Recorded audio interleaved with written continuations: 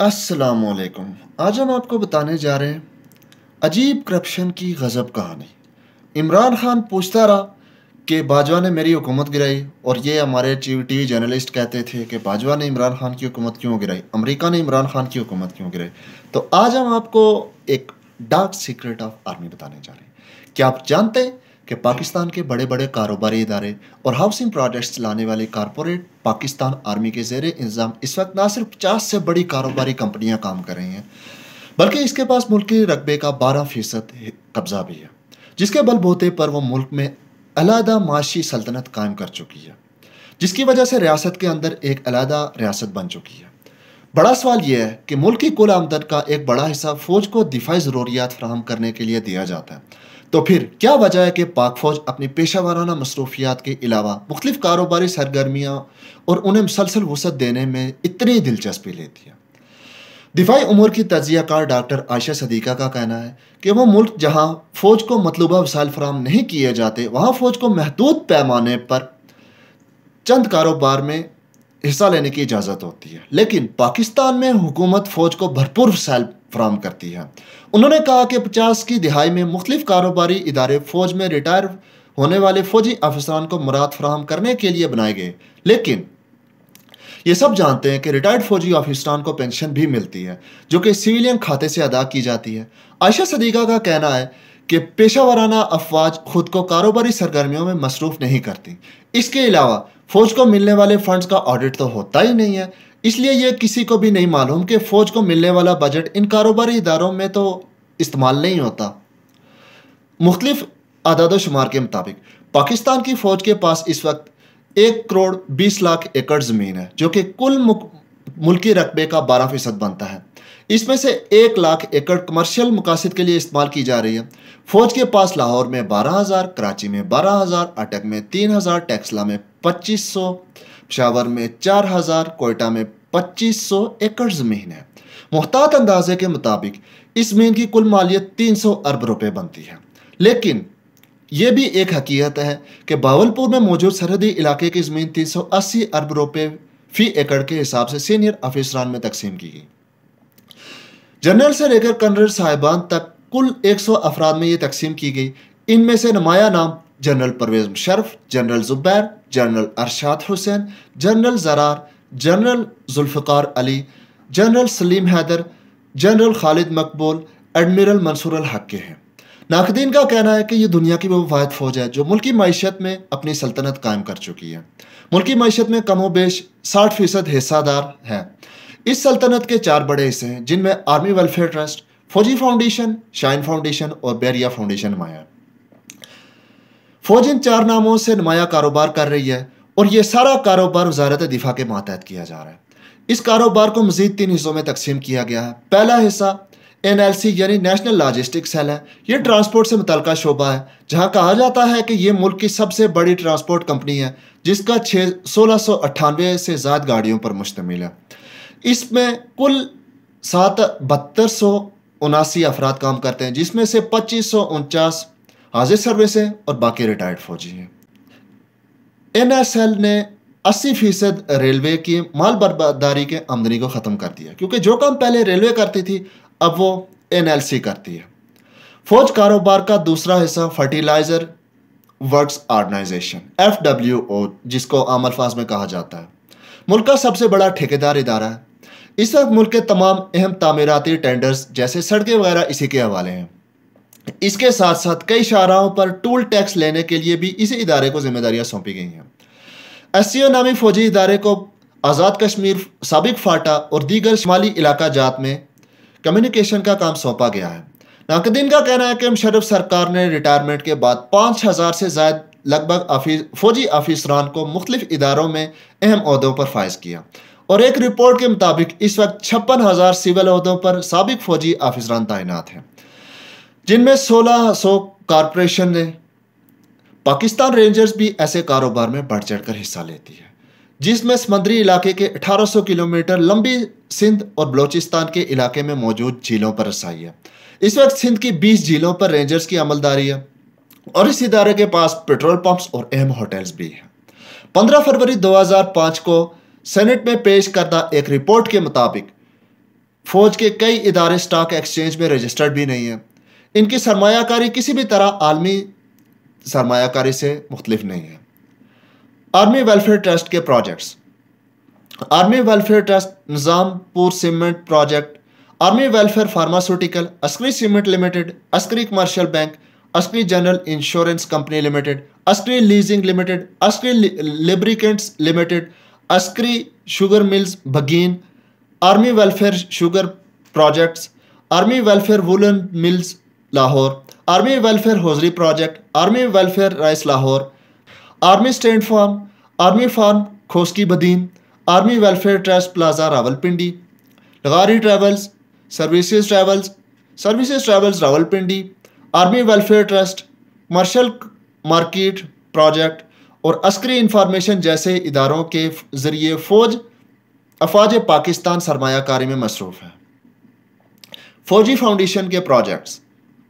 फ़ौजी sugar mills Tando Mohammad Khan, फ़ौजी sugar mill Badin, फ़ौजी शुगर मिल सांगला हिल, फ़ौजी सीरियल्स, फ़ौजी कॉर्नफ्लेक्स, फ़ौजी propylene products, foundation gas company, फ़ौजी फर्टिलाइज़र कंपनी, फ़ौजी fertiliser institute, national CNIC card project, foundation medical college, फ़ौजी गार्डन फर्टिलाइज़र गखड़, फाटक कराची और फ़ौजी सिक्योरिटी कंपनी लिमिटेड वगैरह शामिल है। Shaheen foundation projects.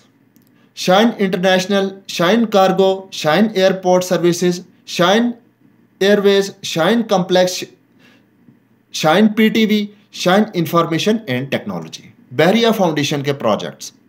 Bahria university, Falahi trading agency, Bahria travel agency, Bahria construction, Bahria paints, Bahria deep sea fishing, Bahria complex, Bahria housing, Bahria bakery, Bahria shopping, Bahria coastal service, Bahria catering and decoration services, Bahria farming, Bahria हुडिंग, Bahria ship breaking, Bahria harbour services, Bahria diving and सालोजिक international और बहरिया foundation college Bahawalpur शामिल है।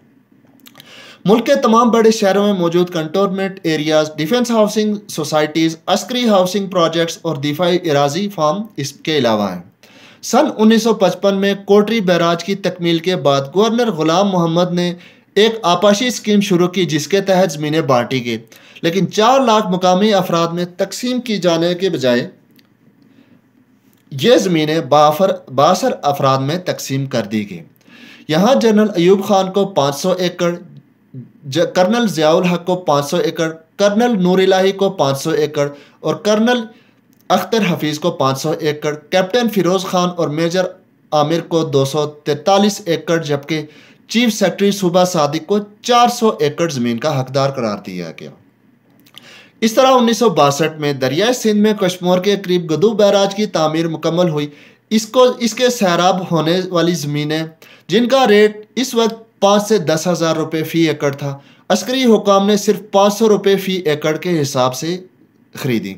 गदू barrage के पास general Ayub Khan को 247 एकड़, general मूसा खान को 250 एकड़, general Amrao Khan को 246 एकड़, ब्रिगेडियर सैयद अनवर को 246 एकड़ और दीगर कई अफसरान को ज़मीनों से नवाजा गया। अयूब खान के अहद में मुख्तलिफ शख्सियात को ज़मीनें दी गई। अयूब खान के बेटे गोहर अयूब के ससुर हबीबुल्लाह को हर बैराज पर वसी कता अराज़ी अलॉट की गई। याद रहे कि जनरल हबीबुल्लाह गंदार करप्शन केस के स्कैंडल के अहम किरदार थे। जनरल अयूब खान के जजेस को भी सैकड़ों एकड़ ज़मीनें दी। इनमें जस्टिस SA रहमान, इनामुल्लाह खान, मोहम्मद दाऊद, फैजुल्लाह खान और जस्टिस मोहम्मद मुनीर शामिल थे। अयूब खान ने जिन पुलिस अफसरान को ज़मीनें तकसीम की, इनमें मलिक अता मोहम्मद खान, DIG नजफ़ खान और दीगर शामिल हैं। वाज़ेह रहे कि नजफ़ खान लियाकत अली केस के अहम किरदार थे। अफ़गानी कातिल सैयद अकबर को उन्होंने ही गोली मारी थी।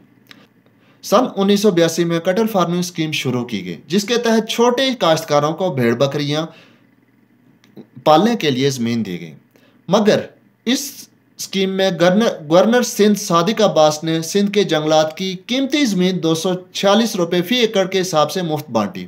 इस वक्त फौज ने कोटरी, सेवन शरीफ, ठाठा और मकली में 25 एकड़ जमीन खरीदी। सन 1993 में हुकूमत ने भावलपुर में 13,866 एकड़ जमीन फौज के हवाले की। जून सन 2015 में सिंध हुकूमत ने जंगलात की 9,600 एकड़ कीमती ज़मीन फ़ौज के हवाले की। 24 जून सन 2009 को रेवेन्यू बोर्ड पंजाब की रिपोर्ट के मुताबिक 62% लीज़ की ज़मीन सिर्फ 56 अफीसरान में बांट दी गई, जबकि इनका हिस्सा सिर्फ 10% था। सन 2003 में तहसील सादकाबाद के इलाके नवाज़ाबाद की 2500 एकड़ ज़मीन फ़ौज के हवाले कर दी गई। ये ज़मीनें मकामी मालकान की मर्ज़ी के बगैर की गई, जिस पर सुप्रीम कोर्ट में केस भी चलता रहा। इस तरह पाक नेवी ने कमाड़ी टाउन के वाक़े मुबारक गांव की ज़मीन पर ट्रेनिंग कैंप कायम किया और ये जगह नेवल कैंट का हिस्सा बन गई। ये सन 2003 में ओकाड़ा फार्म केस शुरू हुआ। ओकाड़ा फार्म की 16,627 एकड़ ज़मीन पंजाब हुकूमत की मलकियत थी। यह लीज़ की जगह थी। सन 1947 में लीज़ ख़त्म हुई। पंजाब हुकूमत ने इसे काश्तकारों में ज़रूरी मकासद के लिए तकसीम किया। सन 2003 में फ़ौज ने इस ज़मीन पर अपना हक ज़ाहिर किया और इस वक्त के DGISPR शौकत सुल्तान ने के बकौल फ़ौज अपनी ज़रूरियात के लिए कहीं भी ज़मीन ले सकती है। सन 2003 में सेनेट में रिपोर्ट पेश की गई, जिसके मुताबिक फ़ौज मुल्क भर में 27 बड़ी हाउसिंग स्कीम चला रही है। हम लोगों को ये हकीकत मालूम नहीं कि फ़ौज के तहत चलने वाले इदारे कितने खसारे में हैं। स्टील मिल्स और PIA समेत किसी भी सरकारी इदारे की बद इंतज़ामी और करप्शन से पीछे नहीं है। उनका खसारा कम दिखाने का तरीका अंदरूनी मुल्क और बैरूनी मुल्क से लिए हुए कर्ज़ों को इक्विटी दिखाकर बैलेंस शीट को बेहतर दिखाने का है। लेकिन इसके बावजूद आज की तारीख में भी खसारे में हैं। ये एक ट्रेंड है जो पिछले 30 साल से बार बार दोहराया जाता है। हर ऑडिट से पहले हुकूमत से बेल आउट पैकेज ना लिया जाए या अंदरूनी या बैरूनी कर्जे ना हो तो खसारा अरबों तक पहुंच जाए, लेकिन हर हुकूमत इनको बेल आउट पैकेज देने पर मजबूर होती है और जो देने में तातुल करे वो हुकूमत गिरने के असबाब ऐसे पैदा होते हैं जैसे बारिश से पहले बादल होते हैं। लेकिन सिविल हुकूमतों को दिफाई बजट के अलावा आर्मी के कारोबारों के लिए भी अरबों रुपए के बेल आउट पैकेजेस देना पड़ते हैं। रिटायर्ड फौजी ऑफिसरों की पेंशन भी सिविल बजट से अदा की जाती है। बैरूनी कर्जों की अदायगी के बाद हुकूमत के पास GDP का कम बेश 40% ही बचता है। फिर खसारा पूरा करने और मुल्क चलाने और अगले साल की अखराजात के लिए नया कर्जा लिया जाता है और ये एक ऐसा घन चक्कर है जो चलता ही रहता है और हर रोज़ कौम पहले से ज़्यादा फंसती जा रही है। ये है हमारे कायदे-आज़म का पाकिस्तान, ये है हमारी पाक फ़ौज, ये है हमारी पाक फ़ौज जिसके बारे में कोई सवाल ना करे। ये है हमारे जर्नल की white collar crime, not bad, ये वाइट कॉलर क्राइम है जिनको कभी भी चैलेंज नहीं किया जा सकता। इनके बारे में हमेशा यही कहा जाता है फौज के बारे में बात नहीं होगी, फौज सबसे ऊपर। ये वैसे बिल्कुल वैसे जैसे एक सफ़ेद गाय होती है। जैसे जब ये अंग्रेज़ गए थे ना अफ्रीका में, तो वहाँ पे उन्होंने फास्फोरस फेंकी, पानी में आग लगा, तो अफ्रीकन्स ने कहा ये तो हमारे भगवान हैं, तो सारे के सारे लमलेट हो गए। As a result final conclusion ये निकला कि उन्होंने उनको ग़ुलाम बना लिया और उसके बाद फिर अमेरिका पूरा ग़ुलामों से तामीर करवाया गया। तो सेम एज इट इज़ ये हैं हमारे माई बाप जिनके ख़िलाफ़ आवाज़ मत करना, नहीं तो उठा लिए जाओगे। हुकूमत को कमज़ोर रखने की बुनियादी वजह यही है कि ताकि कल कोई इस बारे में सवाल ना उठा सके। अगर हुकूमत मजबूत होगी मुल्क में, अगर कोई ऐसा सियासी निज़ाम होगा जो मजबूत होगा, तो डेफिनेटली उसने कल इन चीज़ों को चैलेंज करना है जर्नैलों को। लेकिन हमारे मुल्क में सिर्फ एक अलग माशी निज़ाम नहीं है, इनके लिए एक अलग कानून भी है। ये आम अदालतों में इनके कानून नहीं चलते, इनके पास सिर्फ फौजी अदालतों में चलते जहाँ पे इनको हमेशा रिलीफ ही मिलता है। Thanks for watching.